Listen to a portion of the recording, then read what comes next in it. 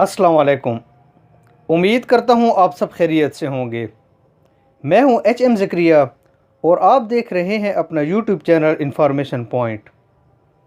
Michael Angelo दुनिया का एक मशहूर मुजस्मा साज और मुसव्विर था।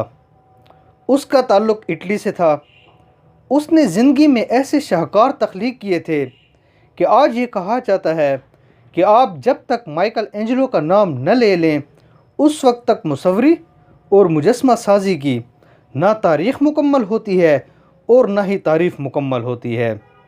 ये माइकल एंजेलो ही का एक कौल था कि मुजस्मा तो सिर्फ़ पत्थर के अंदर होता है, मैं तो बस ऊपर से फालतू पत्थर छील देता हूँ।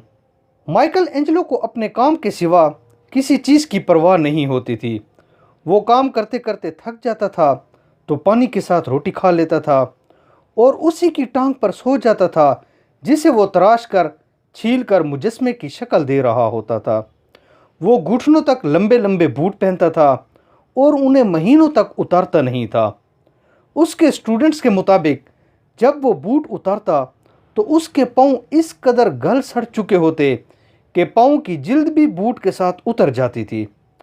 उसने वेटिकन सिटी की छत भी पेंट की थी और उसके एक मुजस्मे डेविड को अजूबा भी कहा जाता है। ये हज़रत दाऊद अलैहिस्सलाम का मुजस्मा है।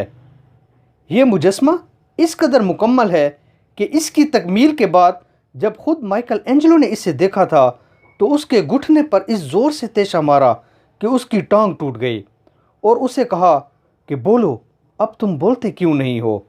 मुजस्मा ज़ाहिर है मुजस्मा था, उसने कहाँ बोलना था। माइकल एंजेलो ने शादी नहीं की थी।